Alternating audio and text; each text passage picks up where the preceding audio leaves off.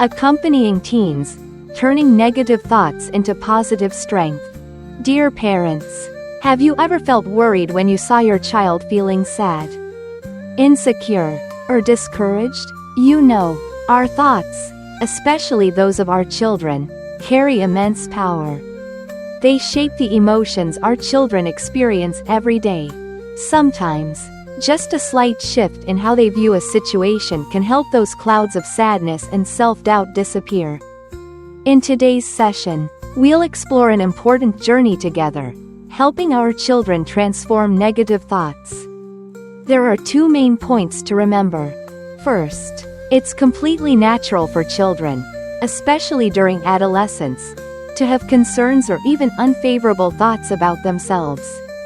Second, the role of parents during this time is absolutely crucial. We need to patiently listen and gently guide our children toward more appropriate and positive perspectives about themselves and life. Let's begin this meaningful journey together. Why do negative thoughts affect your child's emotions? Now, let's take a look at why negative thoughts often appear during adolescence and how they affect our children.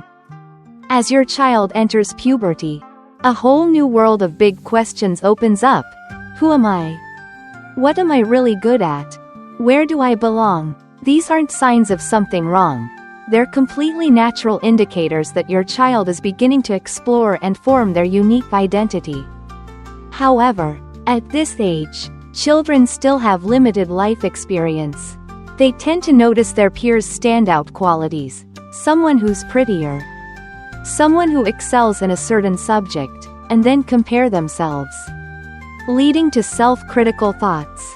Thoughts like, I'm so bad at studying, no one cares about me, or, I'm not as pretty as the others, may circulate constantly.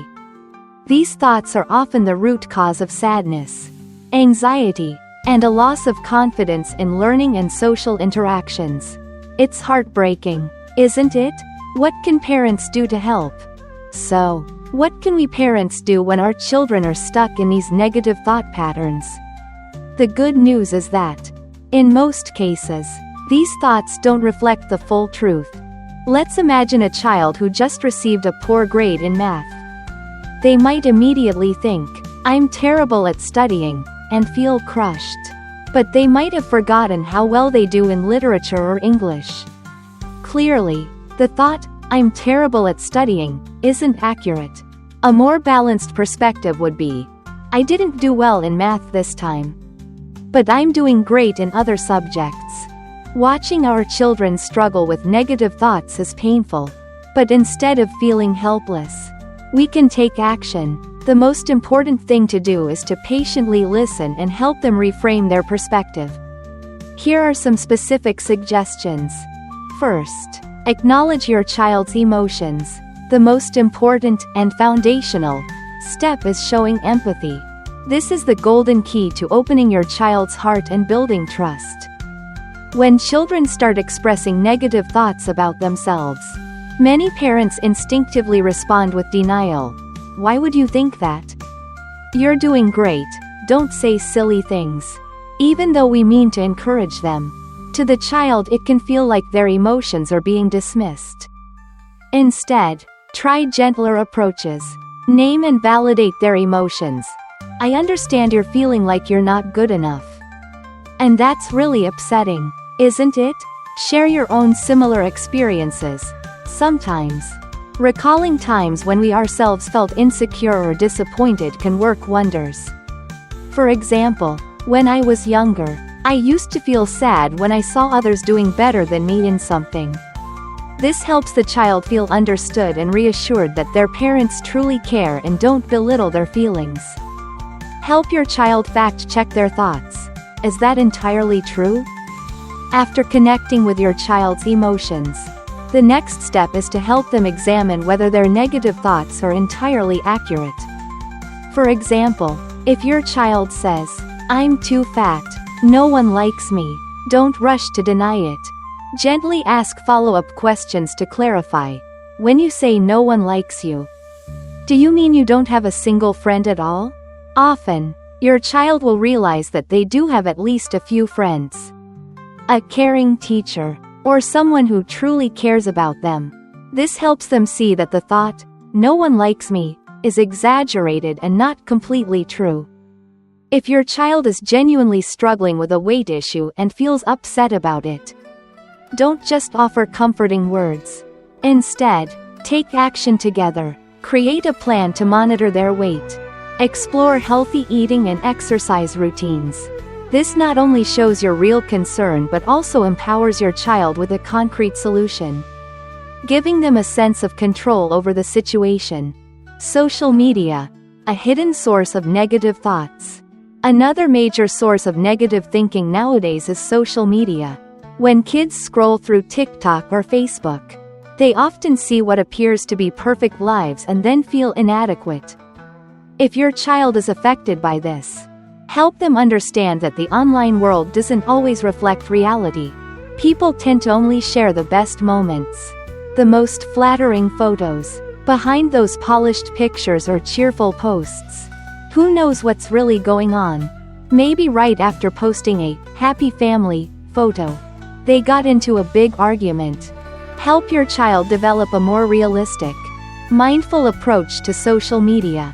Replace "can't" with "not yet." Language holds incredible power. The way your child talks about themselves directly affects how they think. If your child says, "I can't do this math problem," gently repeat it with a small change. "Ah, so you haven't learned how to do this yet? That's okay. You can ask your teacher. Look for resources, and you'll get it eventually." Just that tiny shift from "can't" to "not yet" opens a door of hope. Reminding your child that challenges are temporary and that they can always learn, grow, and overcome. Remind your child of their strengths and successes. Whenever you notice your child caught in a spiral of negative thinking, step in like a kind prompter, helping them recall the good things about themselves. These might be accomplishments, big or small, positive traits, or admirable qualities. Make your praise specific and sincere. For example, "I'm really proud of how persistent you were with that tough assignment. I saw how kind you were when you helped your friend today." Sometimes, children get so focused on what they haven't done that they forget all the wonderful things they've already accomplished. Our job is to help bring that perspective back into balance. Be a role model for positive thinking. Finally, and just as importantly, parents should model positive thinking themselves. Children learn quickly by observing adults. If they often hear you criticize your own appearance or negatively compare yourself to others, chances are they'll do the same to themselves. So, consciously share things you like about yourself, your strengths, and small successes. And don't forget to point out the same in your child.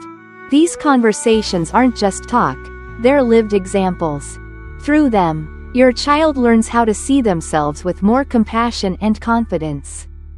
Helping your child overcome negative thinking requires patience, love, and sensitivity. But believe this, with the right support, we can absolutely help our children build a solid foundation for a more confident, optimistic, and resilient mindset. Wishing all parents success on this incredible journey.